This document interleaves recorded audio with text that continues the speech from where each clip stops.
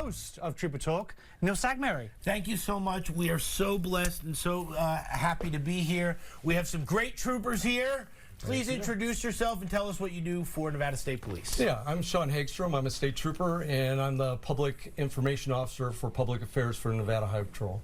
And you, sir? I'm Sergeant Chakowski with NHP. I'm the motor sergeant here in Las Vegas, Southern Command.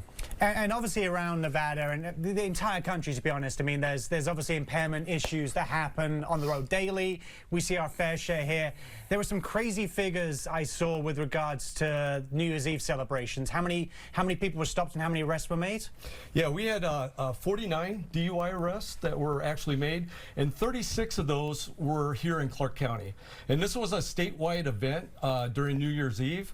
And we did, as a whole for the state troopers out on New Year's Eve, we did 1,358 actual traffic stops. And we also had 10 separate arrests other than DUI arrests during that one 12-hour period. Wow. And what's really cool is that he's in charge of the sergeants of the motors. And so he catches people every single day that are going crazy speeds.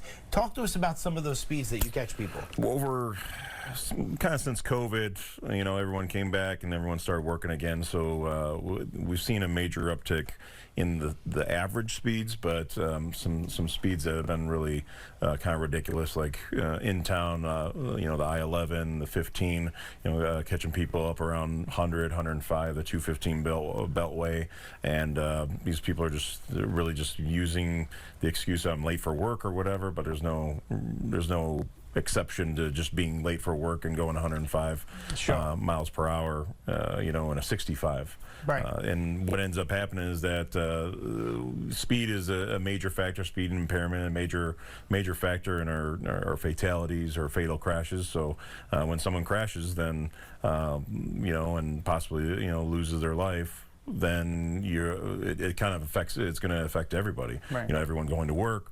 Obviously, those people are affected, you know, their families, they lost a loved one, and then it starts even going into, well, hey, now insurance is going up. So now everyone's taking the hit, and, you know, I believe that, you know, that we have, you know, we're out there enforcing the laws the best that we can with the staffing that we do have.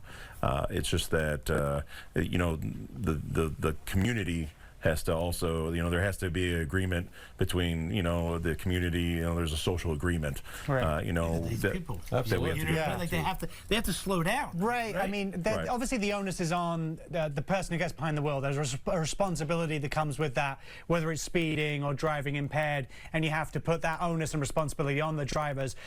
Clearly, you guys have a job to do as well, and part of that responsibility is making sure the laws are adhered to. Apart from the big, you know, big stops you did on New Year's Eve and the traffic stops you make on a regular basis, what kind of effort are you guys taking, or are you looking to do in 2025 to try and curb the amount of impaired driving, the amount of speeding? You know, what are you guys looking to do, or how are you looking to ramp up those kind of efforts? Yeah, we have saturation patrols throughout the valley, different parts of the year. Matter of fact, he could tell you as a motor officer, because this month, January 13th through the 31st, is joining forces, which is paid by Office of Traffic Safety. It's a grant to every month they have a different thing, whether it's seats belts or speed. For this month it's speed. So they're going to actually get together with the allied agencies in different areas and saturate those areas for speed. And he could probably tell you a little bit more on that too. So I was going to say we have about 15 seconds left. Okay. No pressure. No pressure. You have to speed through it. But tell us, because what you do is so important. Yeah, so it's and I'm sure some people probably watching have seen it before. Is we do the Southern Nevada Traffic Task Force once a month. Motors on the ramp, allied agencies, and our motors on the on-ramp, and they go after the call. Yeah, sadly that jingle was us being arrested for spending too much airtime. The TV police are on our case right now. They're dishing out tickets. Yeah, it went fast. This is fascinating. We'd love to chat more, but the guys at home, if they want to, if you guys want to see more about Trooper Talks and more what goes on with Neil Sackmary and the incredible troopers that work our streets every single day, you need to go to troopertalk.com. Is that the right address? 100%. Okay, I'm out of jail. All right. See you guys soon. See you.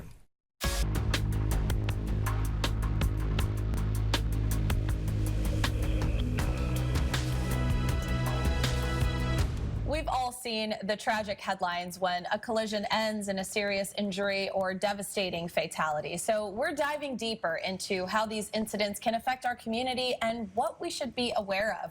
Joining me now are Neil Sackmary of Trooper Talk with Major Honey and Captain West. Good morning, guys. Good morning. Great, Neil, thanks. it's great to be here. We're talking Trooper Talk today. Yes, yes. Why is this topic so important for our community to really dive into and understand it at that level? So in 2025, we really want to make sure that our roads are safe, from the highways to all the inner roadways. And that's something that the Nevada State Police does. And so when it comes to Captain West and Major Honey, they know what it takes to be a great leader. And then they're able to teach that to all the people that are now joining the Nevada State Police, and it's really fantastic. And so, Captain West, talk to us about that. Talk to us about the roadways and then where you are in your career today. Yeah, so I'm going on my 21st year this year, and I started back in 2004 as a trooper with the Nevada Harbor Patrol. And then the one great thing about us being a state police and Department of Public Safety is we have multiple divisions. So throughout my career, I was able to hop over to Office of Professional Responsibility, which is our internal affairs, our parole and probation division, as well as our Capitol Police division. So I've gotten to experience all those different facets of the department. Learn tons along the way about how the department operates in our division, and I feel it's made me a better leader because I can provide a broader perspective today. Yeah, it's incredible to have that experience and on that level of all of these different areas in the department. Now, Major Honey, how is the department working together? And Captain West, you can also give some insight into this as well. But how is local law enforcement really working together to stop some of these fatal and serious injuries that we're seeing on our roadways today? Yeah, we work hand in hand, not just locally, but statewide with all of our allied law enforcement agency partners, and the spikes that we're seeing in pedestrian-related fatalities and impaired driving fatalities continue to be an issue. So through a Joining Forces grant and other initiatives, we work very closely locally with Henderson and Metro in North Las Vegas, but we're also joining forces with Reno PD, Washoe County Sheriffs, Carson City SO, up in the north to do whatever we can to reduce those fatality numbers that continue to rise. Yes, definitely. And as someone who really oversees the entire Southern Command, you both, I mean, what is that experience like? And what are some of maybe even the thought processes that go into overseeing other officers and overseeing a department?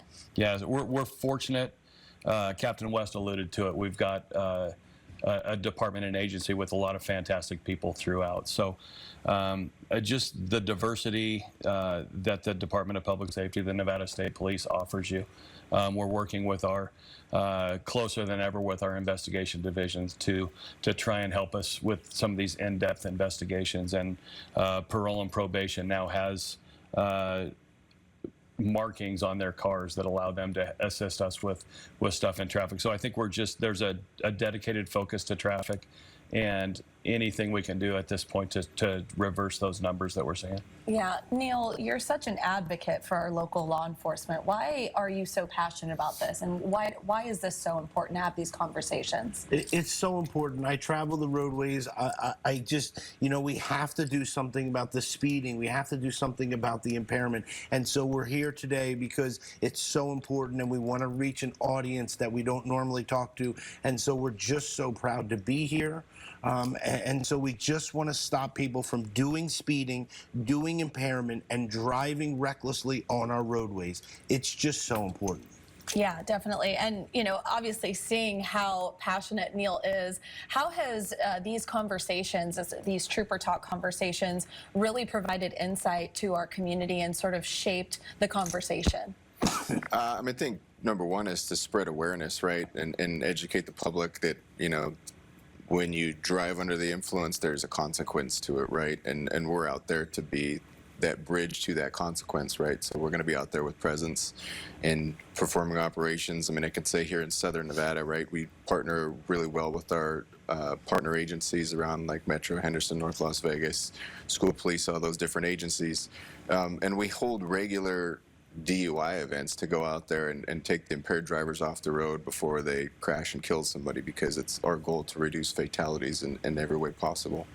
And one of the key things with Trooper Talk is it's given us the ability to, when you're trying to fill a weekly program, it's given us the ability to highlight some of our the other entities within not just the Highway Patrol but the state police. So so we're able to highlight our Commercial Enforcement Bureau, which out there checking all the trucks and the loads and everything coming in, and it's given us a chance to celebrate some of our high ticket riders and some of our high DUI arrest people.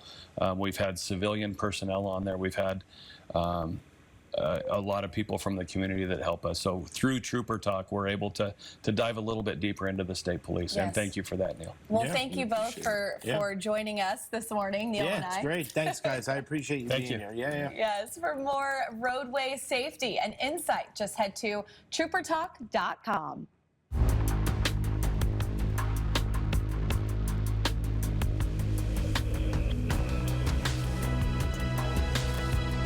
Well, there are a number of concerns we have been seeing on the roads lately, so who better to talk to than Neil Sackmary of Trooper Talk, who has brought some great troopers here in our local law enforcement. Yes. Neil, good morning. Good morning. Thank you so much. We're so happy to be here. I have amazing troopers here. Please introduce yourself and tell us what it is that you do. Sure. I'm Sean Hagstrom. I'm a state trooper with the Nevada Highway Patrol, and I'm the Public Information Officer with Public Affairs.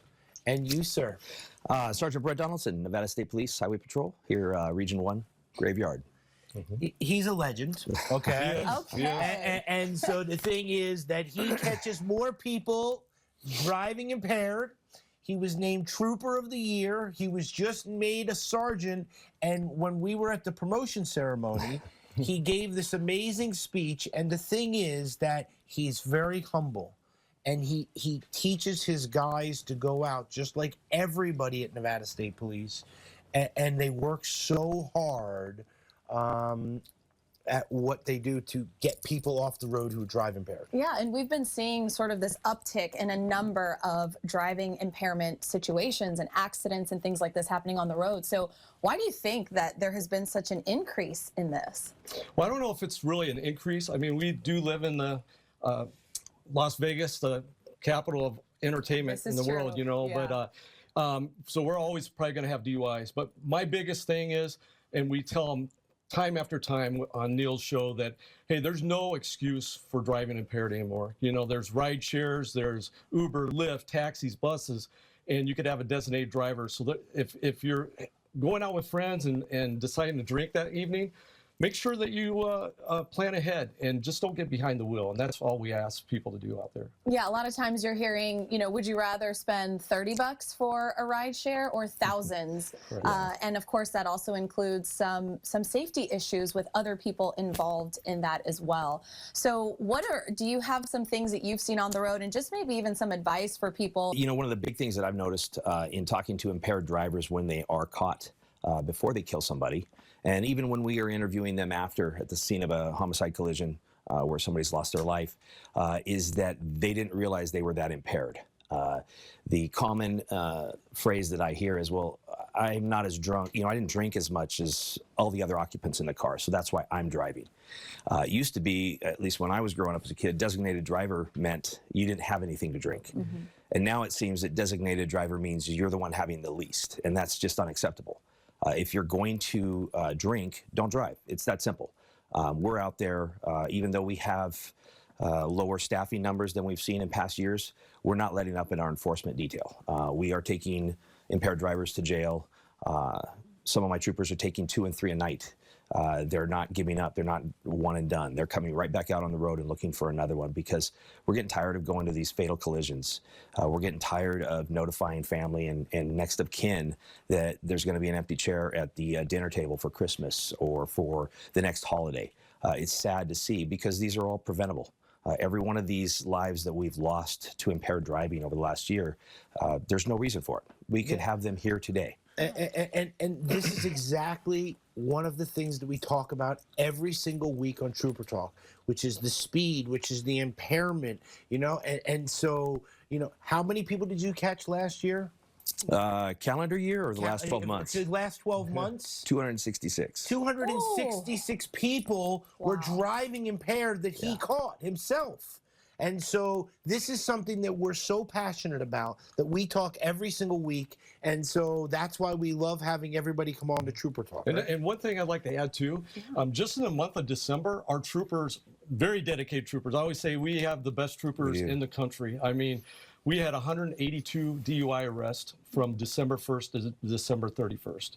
182 DUIs. Unacceptable. So that's one of the good things about being on Neil's show, is we're able to explain not only what Nevada State Police do, but we're able to put out what the public should do as a society.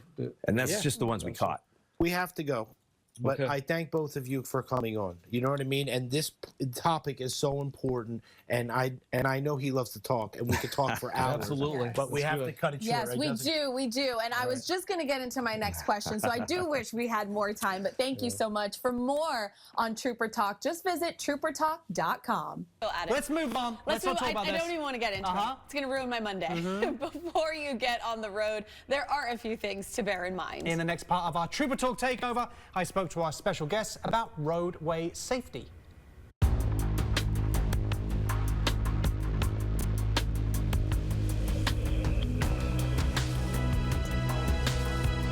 It seems a little redundant to say, but we all live here, so we should be invested in making our roads a little bit safer. But the stats would suggest that everyone is not completely on the same page. You know that only too well, don't you, Neil? I do. Yeah, we do. So here to share insight and tips are Sergeant Keane, Trooper Hagstrom, and of course the regular host of Trooper Talk sitting next to me, Neil Sackmary. Great. Good morning, guys. How you doing? Good morning. Guys, so this is. I mean, like we mentioned there, people could be a lot safer on the roads, and you guys are the experts in not just enforcing that, but knowing how best to avoid collisions, how best to reduce speed, all these kind of things. So if you guys could maybe have three each, if you guys could pick three things for regular folks at home watching this to make themselves and the road safer, what would you say are your top three tips for people?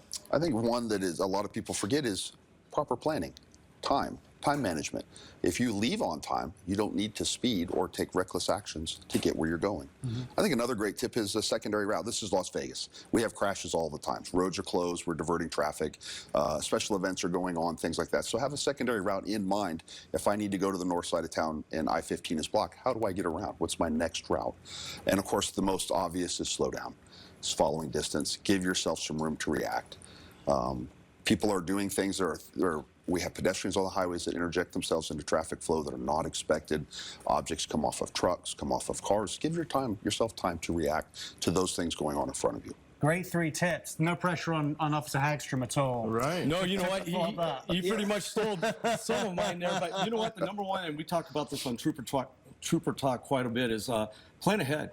You know, that's the biggest thing, what he started off with, you know, and that's going to slow you down. You're going to get enough time to get to work.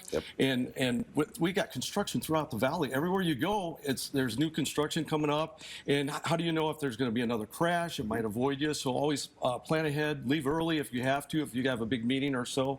A big thing for me is always buckle up. That's a major thing out here. Too many people are getting hurt or severe injuries or even death by not wearing their seatbelt. So I always want people to buckle up. And good thing in a valley too is, even if it's daylight, run with your headlights on, because people can see you even during the daytime. So they know that you're there. We got so much traffic. It's like inchworm, you know, where you slow down, speed up, slow down. It's very easy to get in a crash. So distracted driving is another thing that we have to be mindful of. If you drop something in your car, it only takes a couple seconds just to kneel down and you're in a crash. Right. Because we got stop and go traffic all the time. So just be mindful to others and slow it down and always wear that seatbelt. But the pressure was on, and you brought it. Yeah. You brought Well, your A game there. Great job. No, listen. The thing is it's such the thing that is so important about Trooper Talk, and it's why we want to get the word out. And it's so important that these troopers took the time to come down here to express, because we wanted to tell everyone here that these are such important things. Please, we need to stop. We don't want to have any more deaths or anything like this on our roadways. And so it's something that is very special that we always are talking on Trooper Talk. And so that's, them coming down here is just incredible. Right. And then the other thing is, I think people are like, oh my God, we hear this all the time, but we see accidents all the time. Correct. We see people saying, well, I didn't realize I was just checking my phone, or like you guys mentioned, I was late. These things are things that people should bear in mind. I mean, and it's a privilege to drive as well. Absolutely. People do take it for granted. Not a right. It's not a right. If they see it as part of their morning, it's just like the shower, get ready, do their hair, jump in the car and drive. You have a privilege in driving, and that can be revoked. So I know what you guys are asking is to check your speed, check yourself, plan, prep, like these things. It should be so sensible, and we remind people all the time because it is so essential. It is, and it's a responsibility to drive safely. You owe it to the people around you to allow them to get where they're going safely and for you to get where you're going. Our families travel the same highways you do. It's just as important to me that they get where they're going safely as you. Right. Well, guys, thank you so much. The insight is always helpful. The tips are always helpful, and like Neil said, this is why he does this. So important. Yeah, it's an important factor, and we all live here, and we want to be safe here. Absolutely. So we want to make sure everyone at home is driving safe as well. So, Absolutely. Guys, to learn more about the work of the Nevada State Troopers and to see full-length interviews with them, just head to troopertalk.com.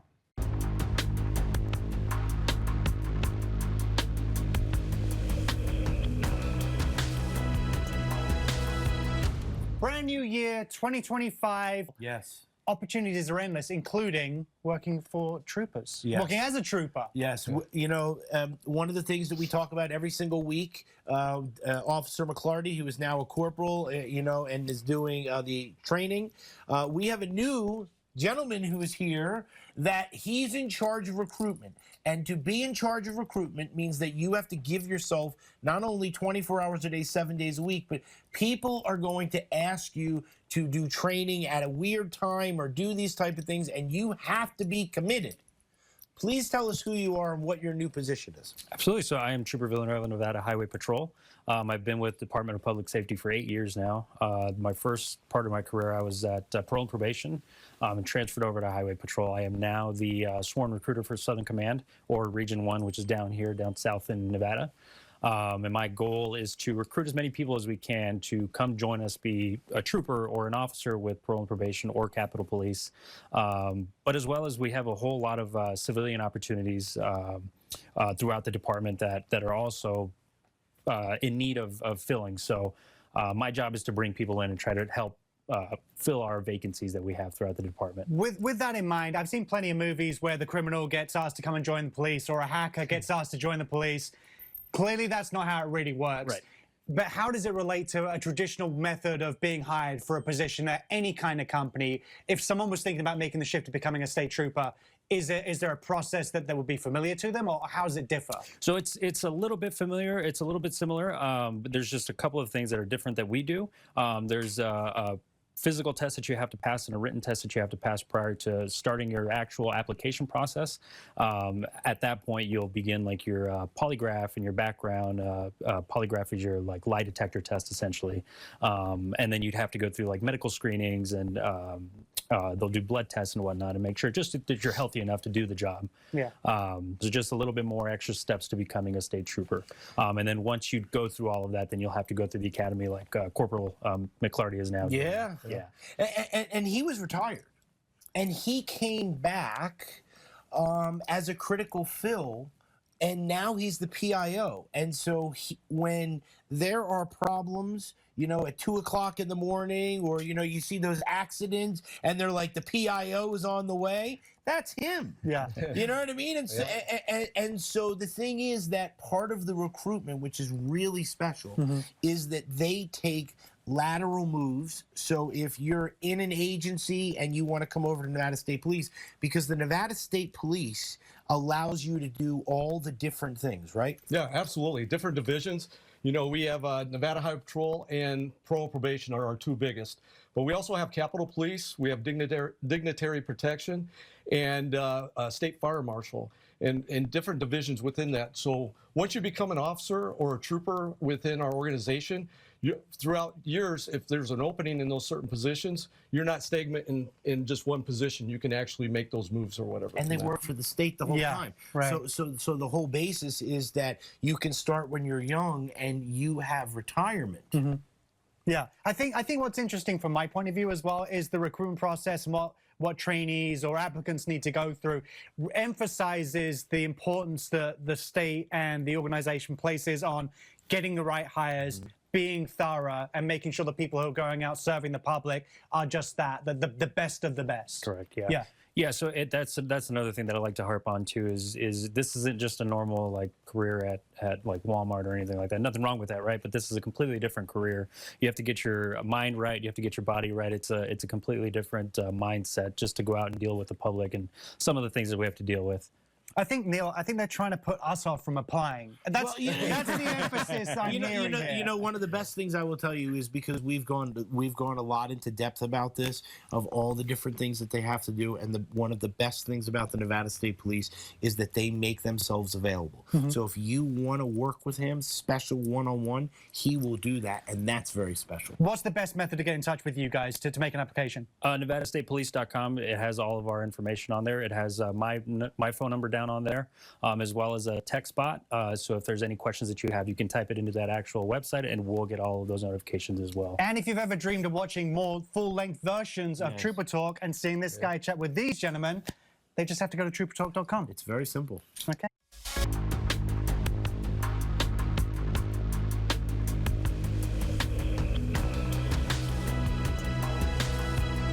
The success of any department is having highly qualified and passionate individuals behind it. As Trooper Talk takes over Morning Blend today, we're getting a closer look at investigations and how recruitment plays a critical role in our local law enforcement. Here with us now, we've got Neil Sackmary, host of Trooper Talk, along with Lieutenant White and Trooper Hagstrom. Everyone, good morning. Good morning. It's wonderful to be here with you all, and Neil, this is quite an interesting topic we're going to cover, at least even with investigations and how recruitment plays a role in that. Absolutely. Lieutenant White, he's been on the show, and when he comes on, it's very special because he leads the department that goes out, and when you try to do activities and try to run from the state police when it comes to hit and runs and these type of activities, when a bumper is on the road, him and his department, they're the ones that go out and find these people, and it's just tremendous. And so we're very honored to be able to have him and be able to have him lead that department. Yeah, Lieutenant White, I mean, we're talking about investigations and that process when it even involves crashes and hit and runs. I mean, how does something like that work? How do you really track these things down? Well, we're very fortunate to have a very good team, right? That's the key to at the end of the day. I have a very capable sergeant and his team members of the traffic homicide unit, and they go out there and they start from scratch, right? They have a little bit of information and they go from there. Yeah, and we know that obviously this process does take time, right? And so one of the things, I mean, it's a question for us is what are maybe some of the lengths people might go to potentially hide information or kind of cover this up? I mean, that kind of extends the process, I imagine. Yeah, like the people that like flee scenes or things like that, or try to hide their cars or try to get them fixed someplace. Outside of the area or something to that effect. Yeah. Those are the types of things that we have to follow up on. Yeah, Trooper Hagstrom, I mean, Lieutenant White here is talking about a team. So obviously the individuals who are behind this team really matter. So how pivotal is recruitment when it comes to the department? Oh, I think it's very important. And one of the great things with Nevada State Police is we have, once somebody gets into this team, as being a trooper or pro probation, there's so many different divisions that you can go to. It's just not only Nevada Highway Patrol, but we have parole probation, state fire marshal, governor's dignitary, Nevada Division of Investigation. So once you get into our department, working as a trooper or parole probation officer, you can go into all different types of fields. He's in a specialized field for traffic homicide unit, and that's something that you apply to once you're a trooper or whatever. And then they send you to specialized schools for that, and that's all they work on is doing major crash scenes and fatals for future investigations that we may have on our department. Yeah, and you mentioned different, a variety of different verticals that people can choose in that sense. So what is the process kind of like if somebody is interested in possibly joining? Absolutely. We tell people if they're interested in getting in law enforcement, go to nevadastatepolice.com, and we have not only in law enforcement, but let's say you always wanted to be in law enforcement but didn't want to do law enforcement. We have a bunch of civilian jobs too as far as administrative, and we also are always hiring dispatchers. So one good thing about our department, if you want to see if this is something that you want to do, we'll offer ride-alongs so you can kind of see, or even go to dispatch. Yeah. So, absolutely. And you can sit with dispatch and kind of see ahead of time before you take this job if this is really for you. Because it takes a special person to do this job. And especially on dispatch, you got to be a multitasker. They're always answering phones and making calls and letting our troopers know just for their safety and where they're at. So there's a lot that goes into it. But we're one of those departments that if you do get recruited, I can't. We don't have enough time to go over it. Tell them to take over. That's what I'm going to do. That's what I was going to go over. That's what I was saying. Because there's just so much of a process. I can't explain it all, and they'll have to watch Trooper Talk. But one of the good things is that you do have a take-home vehicle where other agencies don't, and that's your own office that you're able to work out of. Okay. And that makes it an extra plus there too. But yeah, go to nevadastatepolice.com. That's something that you can always look up. And if you always wanted to be in law enforcement, we're always hiring. Wonderful. Well, guys, thank you so much for joining us this morning. This is always such a great conversation it's fantastic. to have. That's why Trooper Talk is so wonderful. We're so happy to be able to share it with all the troopers. It's just fantastic. Absolutely. Thank you for having us. Of course. Absolutely. For more information and insight, just be sure to head to troopertalk.com.